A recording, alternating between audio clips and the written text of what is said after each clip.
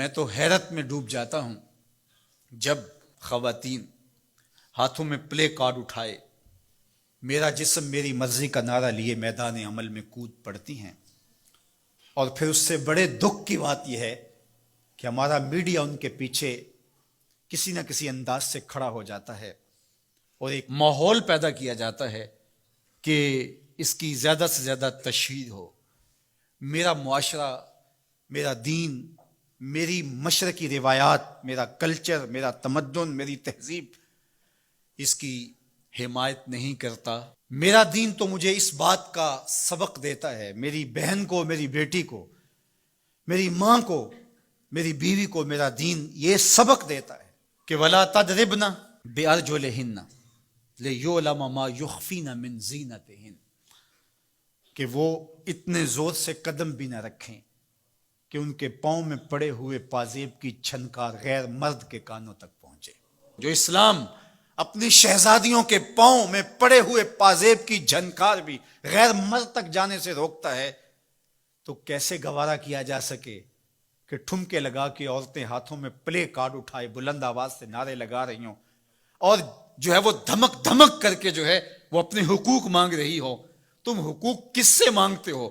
محمد عربی نے تمہیں 14 صدیاں قبل حقوق دیے ہیں، اور اگر تم اسلام کو نہیں مانتی اور اسلام کے ضابطوں سے انحراف کرتی ہو تو تمہیں میں ایک نقشہ ماضی کا دکھانا چاہتا ہوں کہ تمہارے وجود کو بھی گوارا نہیں کیا جاتا تھا۔ اٹھا کر کے سسکتی بچی کو زندہ درگور کر دیا جاتا تھا۔ بھائی اس لیے کاٹ دیتا تھا کہ کل کوئی میرا بہنوئی نہ کہلائے۔ عکاس کے میلے میں بیٹوں کے ہاتھوں مائیں فروخت نہیں ہوئی؟ تذلیل کا اور کیا روپ تھا جو عورت نے نہیں دیکھا تھا؟ یہ تو اسلام کا فیض ہے کہ اسلام نے ماں کا روپ دیا، اسلام نے عورت کو بہن کا روپ دیا، عزتوں کی مسند پہ بٹھایا۔ بیٹیاں زندہ درگور ہو رہی تھی، میرے حضور نے کہا میری فاطمہ میرے جگر کا ٹکڑا ہے۔ اس کو بتایا کہ تو تکریم کی جگہ پہ ہے، تو عزت کے مقام پہ ہے، اور حضور علیہ السلام سے سیدہ ملنے آتی، حضور اٹھ کے استقبال کرتے۔ عورت کہتی ہے مجھے حق نہیں دیا گیا جتنے حق تجھے دیے گئے۔ مرد کو وراثت میں ایک حق دیا گیا، عورت کو 2 حق دیے گئے۔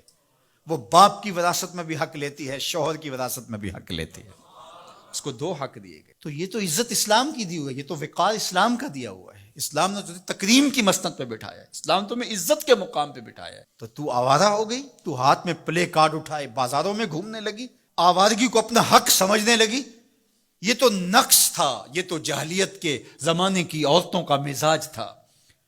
تجھے تو یہ کہا گیا فَلَا تَخْضَعْنَ بِالْقَوْلِ فَيَطْمَعَ الَّذِي فِي قَلْبِهِ مَرَضٌ، کہا کہ جب دروازے پہ دستک ہو یا تو فون اٹھا لے، مجبوری ہو کسی غیر مرد سے تجھے بات کرنا، تو تجھے میرا دین کہتا ہے اپنی آواز میں لوچ نہ پیدا ہونے دینا، آواز کو تھوڑا سا کرخت کر دینا، دل کا کوئی روگی تیری آواز کی نرمی سے کوئی اور معنی نہ نکال لے۔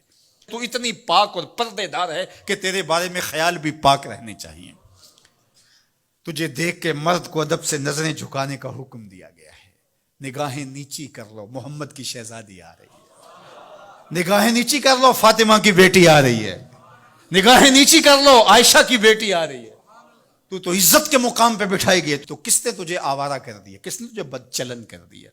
چند ٹگوں پہ، چند ملکوں کے سرمائے پہ، اور چند آوارہ عورتوں کے کہنے پہ جو مغرب کی وظیفہ خور ہیں اور جو نہ نظریہ پاکستان کو مانتی ہیں اور نہ ہی نظریہ اسلام کو مانتی ہیں، ان کے کہنے پہ تو ان کے ساتھ جا کے کھڑی ہو گئی۔ پلٹا واپس، تیری راہیں تیرا دین دیکھ رہا ہے۔ یہ 4 دن کی زندگی ہے، یہ بکھر کے ٹوٹ جانے والی سانسیں ہیں۔ آجا، تیرا دین انتظار کر رہا ہے، تیری نسلیں تیرا انتظار کر رہی ہیں۔ بطول باش و پنہا شو ازیں اثر کہ در آغوش شبیر بگیری۔ اقبال نے کہا بہن بطول بن جا اور زمانے کی نگاہوں سے پوشیدہ ہو جا، پھر تیری آغوش میں بھی حسین کے جانشین پیدا ہوں گے۔ تو مغرب کی ٹینو نہیں ہے، تو محمد کی بیٹی ہے، اور تیرا پردہ تیرے لیے بوجھ نہیں ہے، تیرے پردے کی ایک ایک سلوٹ تیری آبرو کا پیرا ہے۔ تیرا برقع تیری عظمتوں کا نشان ہے۔ جب تو برقعے میں سمٹ کر، جب تو شرعی پردے کے ساتھ ڈھیلا لباس پہن کے گھر سے کسی کام سے مجبوراً نکلتی ہے تو فرشتے بھی ادب سے سر جھکا لیتے ہیں.